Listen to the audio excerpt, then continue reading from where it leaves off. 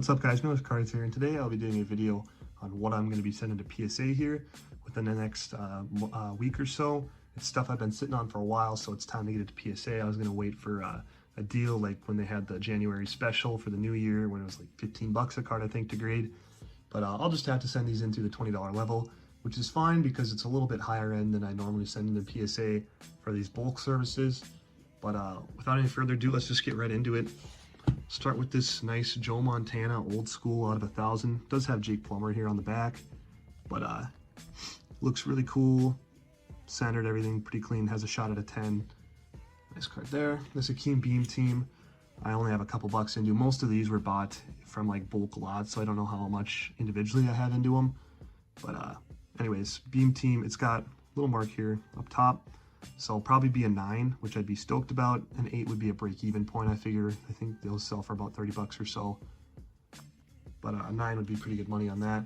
These Mahomes inserts from Mosaic I've done well historically on, so I'm just going to keep sending them in. They got decent margins if you can get them to 10. This will be one of the bigger cards in the lot here. This Vortex Cubic Brandon Miller out of 50. I was debating if I should just sell because, you know, when stuff drops right away, and I got this like really recent after Revolution's release. I was like, do I sell it for when it's going to be worth its most, or do I grade it? I decided to grade it. It does have a little bit of a white corner up there, but I'm going to try it. I'm normally really picky on what I send to PSA because I had been getting crushed there for a while on a few orders. So I decided if it's got a flaw, I'm not going to send it. And my last order, I went, what was it? I made a video on it. It was four 9s, I think, or 4 non-gems out of a 20-something card order. So I killed that one, so I'm going to keep being pretty picky with what I send. But this one, even with that back corner, I'll probably get a 9, and I'm fine with that. Just getting that slabbed up.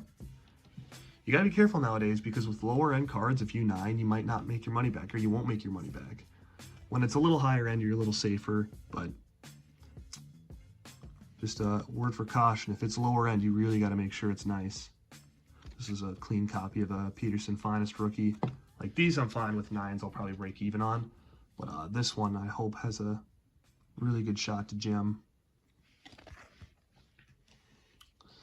One of the other bigger cards in the lot. This is a Volpe out of 25. Bowman. Good start to the year for him. Really clean copy. Hoping this gems. That would be a nice bump there. This is one of those lower end cards I was talking about. Even though it's messy, this is a card that's only a few bucks, $2, $3. If it 9s, it's modern, you know, I might not even get my grading fee back, but a 10 would be a decent margin. So I'm going to take the risk. Same with this Ant, but this is about as clean as it can get. So I really do expect this one to gem. And then I'm not sure if I'm going to keep it for my PC or not. We'll see. A beautiful card there. Luca out of 149 from Chronicles. Nothing special, but numbered Luca. This is a nice one, Oscar Thompson. It is Prism Draft Picks, and it is an insert, but numbered out of 3. One of my favorite cards in the order, should be back next year. Coming off that shoulder injury, John Morant, Fireworks, Murray State jersey, Prism Draft Picks, collegiate, but it is numbered out of 19, first off the line. So, can't complain about that at all. Beautiful card. Maybe a little bit heavier on the right than the left, but does have a chance to gem. Lower end card here. Probably shouldn't even grade this, to be honest, but I already got it in there and clean, so I'm going to do it. Halliburton, Ruby, Optic. Prime example, if you 9, you're going to lose your grading fee, or part of your grading fee. It's probably only a $10 to $15 card as a 9, but 30 to 40 as a 10. Brandon Podziemski, I always butcher his name even though I watch a lot of Warriors basketball this year. I just call him Pod. But Silver Prism, his stuff sells decent. A little bit off-centered on the back, but the front looks pretty good. Chance to gem there. A lot of low-numbered stuff in this. This is a gold Optic Chris Mullin out of 10. He's got a gorgeous signature. I love when athletes take their time on it. Clean card, decided to grade it. Fireworks, Lamar. Nothing special. Probably a $4 or $5 card. Mahomes Will to Win Mosaic. Talked about these already. I've done well on Mahomes historically on these Mosaic inserts and Mosaic inserts in general. Maybe that corner's a little softer than I'd like. I couldn't tell. I pulled this out of, I think I paid 10 bucks for a Prism pack at a card shop. Pulled this Bryce Young Prism break, and I decided I was going to try and get my money back from that pack, so I'm grading it. Excited for this one. Herbert die cut. I've never graded a die cut. I know they're tough to grade, and you got to really make sure they're good, but the centering, I couldn't tell anything wrong with the centering, and the corners look good on these edges here. So I'm going to try it. If it nines, it nines. I'm into this for pretty cheap. I'm already in the clear from the lot that I bought this from, so I'm kind of free rolling here, but we'd really like to get a nice color match PSA 10 die cut Herbert rookie just in time for the season. A couple Purdy's coming up. Emergent green here. And then the Emergent Fast Break Disco. Both these looked really good. I want one of them to gem. His market's still pretty good.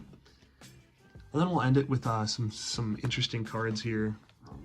These are the star cards from like star 85, 86. I know they do 84, 87. They go on for a lot of years, but they're pretty popular, so I don't think they were overproduced. They have a decent market, so I don't think they're like normal tops and Fleer cards from back then, but Julius Irving, even if you get like an 8 on these, this is pretty good. I think this one will 8, has a chance at a 9, but these all should 9 over here.